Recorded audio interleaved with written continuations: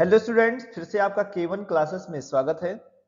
हम लोग थर्मोडायनामिक्स का नेक्स्ट लेक्चर यानी आगे का पार्ट नंबर 6 लेके आए हैं और को आप और मेरी कोशिश रहेगी कि आपको एक एक बात अच्छे से क्लियरली समझ में आए।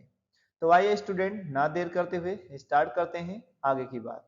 तो स्टूडेंट, हम लोग बात कर रहे थे किस तो स्टूडेंट हम लोग कैलकुलेशन ऑफ इंटरनल एनर्जी की बात कर रहे थे। कैलकुलेशन ऑफ इंटरनल एनर्जी, इसमें हम लोग बहुत सारी पोर्शन को कवर कर चुके हैं, लेकिन हम लोग जो आगे की चीजें बची हुई हैं उसको हम लोग डील करेंगे स्टूडेंट।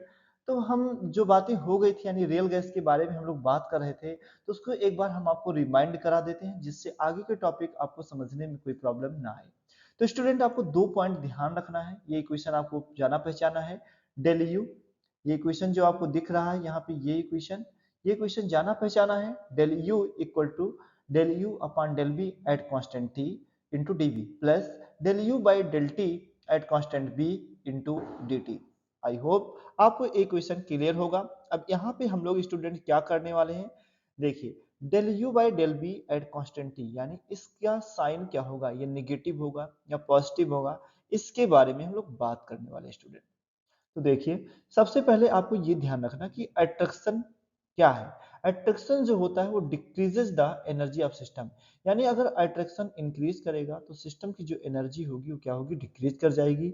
और अट्रैक्शन अगर कम होगा यानी डिक्रीज होगा तो सिस्टम की एनर्जी बढ़ जाएगी। ठीक है स्टूडेंट, तो हमें ये बात ध्यान रखनी है, बहुत ही बारीकी और बहुत ही ध्यान से इसको सुनना है और समझना है। रिपल्सन, रिपल्सन अगर हो रहा है तो increase the energy of system, अगर रिपल्सन होगा तो सिस्टम की एनर्जी क्या होगी स्टूडेंट, इंक्रीज करेगी। ठीक है, तो हम लोग सबसे पहला केस लेते हैं यानी फर्स्ट केस। फर्स्ट केस में आपका क्या होगा, व्हेन अट्रैक्शन डोमिनेट, अगर अट्रैक्शन डोमिनेट करता है तो उसमें क्या होगा, तो देखिए स्टूडेंट, सबसे यानी व्हेन अट्रैक्शन डोमिनेट, इसमें हम लोग लेंगे क्या, आंसर है एक्सपेंशन। एक्सपेंशन में क्या होता है, ड्यूरिंग एक्सपेंशन, तो आपको मालूम है कि जब कोई चीज एक्सपेंड करती है तो उसका जो वॉल्यूम होता है स्टूडेंट वो इंक्रीज करता है। तो यहाँ पर देखिए, ये वॉल्यूम इसका क्या हो गया, इंक्रीज कर गया। और वॉल्यूम अगर इंक्रीज करता है स्टूडेंट तो देखो यहाँ पे डेल्टा बी की जो वैल्यू होगी ये पॉजिटिव हो जाएगी। डेल्टा बी की वैल्यू क्या होगी स्टूडेंट, पॉजिटिव होगी। और यदि वॉल्यूम क्या होगा, बढ़ेगा यानी एक्सपेंशन होगा, तो distance between molecule also increases, यानी गैस के जो मॉलिक्यूल्स होंगे उनके बीच डिस्टेंसेस जो होंगे बढ़ जाएंगे। और डिस्टेंस बढ़ने से स्टूडेंट क्या होगा कि अट्रैक्शन फोर्स जो हो जाएगा वो डिक्रीज कर जाएगा।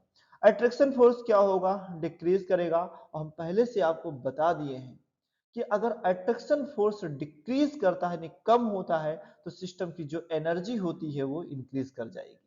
अट्रैक्शन जो होता है यानी अट्रैक्शन बढ़ेगा तो सिस्टम की एनर्जी डिक्रीज करेगी, अट्रैक्शन कम होगा तो सिस्टम की एनर्जी क्या होगी, इंक्रीज करेगी। तो अट्रैक्शन यहाँ पे डिक्रीज हो रहा है, कम हो रहा है, क्यों हो रहा है, क्योंकि उनके बीच जो डिस्टेंस, मॉलिक्यूल के बीच जो डिस्टेंस है वो इंक्रीज कर रही है, जिससे अट्रैक्शन डिक्रीज होगा।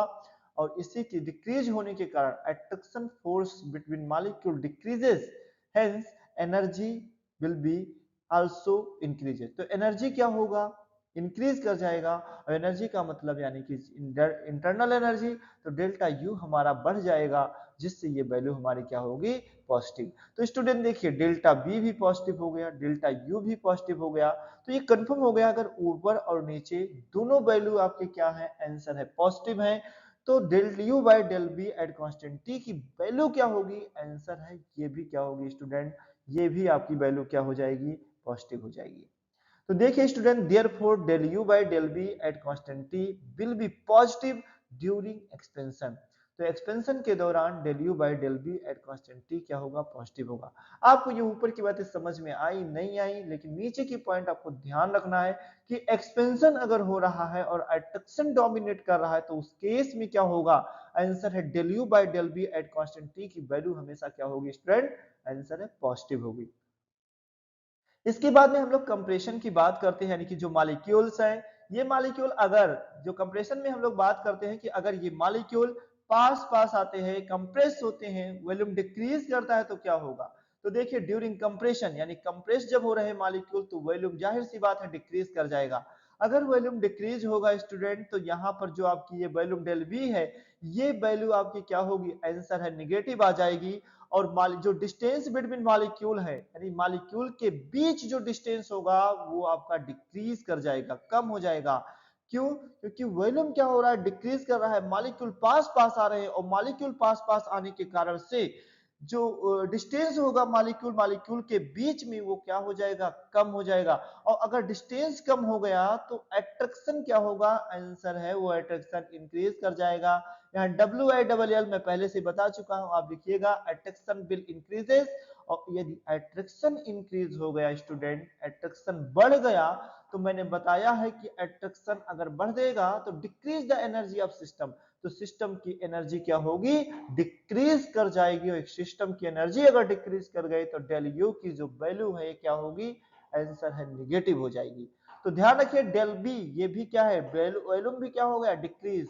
डेल यू क्या हुआ, वो भी क्या हो गया, डिक्रीज। और दोनों वैल्यू अगर डिक्रीज हो रही है स्टूडेंट, तो ध्यान रखिएगा आप माइनस माइनस दोनों हो जाएंगी, और माइनस माइनस होने से दोनों क्या हो जाएंगे, प्लस। तो इसलिए आपका जो total value del U by del V यानी टी आएगा वो भी क्या आ जाएगा, पॉजिटिव। तो स्टूडेंट आई होप आपको ये बात समझ में आई होगी। Therefore del U by del V at constant T will be positive during compression. तो याद रखिएगा, यानी अट्रैक्शन जब डोमिनेट होगा, फिर चाहे एक्सपेंशन हो या कंप्रेशन हो, एक्सपेंशन हो या फिर कंप्रेशन हो, दोनों केस में आपका जो वैल्यू है del U by del V at constant T, ये वैल्यू आपकी क्या होगी स्टूडेंट, पॉजिटिव रहेगी, हमेशा पॉजिटिव रहेगी, ये बात ध्यान रखिएगा। अब हम लोग दूसरा केस डील करेंगे, जहां से आगे पढ़ना है हमको, यहां तक तो हम लोग पढ़े थे, हमने आपको रिमाइंड कराया है, जिससे आपको आगे की टॉपिक क्लियर रहे। ठीक है, यानी यहाँ पे अट्रैक्शन डोमिनेट हुआ, अब हम लोग रिपल्शन डोमिनेट होगा, यानी केस नंबर 2 देखेंगे स्टूडेंट। तो देखिए आइए केस नंबर 2 आपके सामने है। व्हेन रिपल्सन डोमिनेट, जब रिपल्सन डोमिनेट होगा तब क्या होगा। तो सबसे पहले हम लोग बात कर रहे हैं एक्सपेंशन की, जैसे उसमें एक्सपेंशन और कंप्रेशन दोनों देखे थे, इसमें भी हम एक्सपेंशन और कंप्रेशन दोनों देखेंगे। तो देखिए स्टूडेंट, जब आपका ड्यूरिंग एक्सपेंशन तो वॉल्यूम विल इंक्रीज होगा, जाहिर सी बात इंक्रीज होगा ही। और डिस्टेंस बिटवीन मॉलिक्यूल, मॉलिक्यूल के बीच डिस्टेंस क्या होंगे, आंसर इंक्रीज। और रिपल्सन क्या हो जाएगा, आंसर है डिक्रीज हो जाएगा। तो रिपल्सन अगर डिक्रीज होगा तो एनर्जी भी क्या होगी, आंसर है डिक्रीज हो जाएगी। तो ओके स्टूडेंट, एनर्जी इसकी हमने बताया कि डिक्रीज कर जाएगी, क्योंकि पहले से हम लोग पढ़ चुके हैं कि जो रिपल्सन होता है वो सिस्टम की एनर्जी को बढ़ाता है, और रिपल्सन अगर कम हो रहा है तो सिस्टम की एनर्जी डिक्रीज होगी, यानी डेल यू की जो वैल्यू होगी, इंटरनल एनर्जी जो होगी वो निगेटिव हो जाएगी स्टूडेंट। तो यहाँ पर क्या होगा, निगेटिव। तो इससे मुझे ये पता चला कि वॉल्यूम हमारे का होगा इंक्रीज, और डेल यू क्या हो गया, आंसर है निगेटिव। अब यहाँ पर एक वैल्यू पॉजिटिव आ रही है, एक वैल्यू निगेटिव आ रही है, तो del U by del V at constant T की वैल्यू क्या हो गई, निगेटिव। तो यहां पर देखिए therefore del U by del V at constant T will be negative during expansion. तो एक्सपेंशन के दौरान del U by del V at constant T क्या हो रहा है, आंसर निगेटिव। कब, जब रिपल्सन डोमिनेट करेगा तब। हम अट्रैक्शन की बात नहीं कर रहे हैं, रिपल्सन की बात कर रहे हैं, ध्यान रखिएगा। अब कंप्रेशन हम देख लेते हैं, कंप्रेशन में क्या होगा। तो student during compression volume will decrease, compression में मॉलिक्यूल पास पास आएंगे, वॉल्यूम क्या होगा, डिक्रीज होगा, निगेटिव हो जाएगा।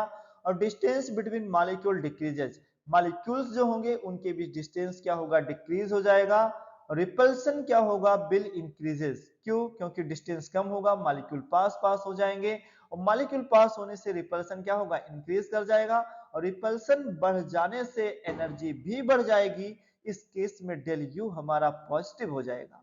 और डेल यू अगर पॉजिटिव हुआ तो यहां पर देखिए वॉल्यूम क्या हो रहा है, निगेटिव, और डेल यू क्या हो रहा है, पॉजिटिव। तो कंप्रेशन के केस में del U by del V at constant T की वैल्यू क्या हो जाएगी, आंसर है निगेटिव हो जाएगी स्टूडेंट। तो हमको ये सीखने को मिला कि जब रिपल्सन डोमिनेट करता है, तो चाहे एक्सपेंशन का केस हो या कंप्रेशन का केस हो, दोनों केस में student del U by del V at constant T की वैल्यू हमेशा क्या आती है, आंसर है निगेटिव आता है।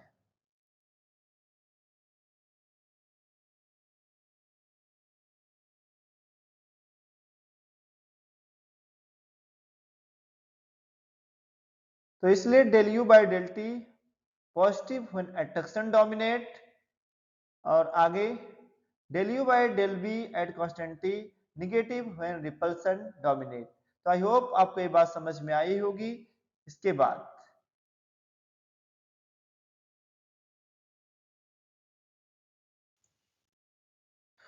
तो देखिए स्टूडेंट, इसके आगे क्या होगा, मोलर हीट कैपेसिटी को आप जानते हैं किससे रिप्रेजेंट किया जाता है, सीएम।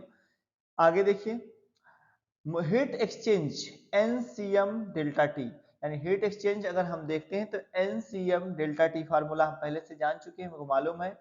एक चीज और, molar heat capacity eight constant volume, molar heat capacity eight constant volume CB होता है स्टूडेंट। इसके लिए भी फार्मूला हम निकाल सकते हैं, यानी heat exchange at constant volume, ये एनसीबी डेल्टा टी। और हमने ये भी पढ़ा है कि एनसीबी डेल्टा टी जो होता है डेल यू के इक्वल होता है, चेंज इन इंटरनल एनर्जी के इक्वल होता है, और NCV delta T del you.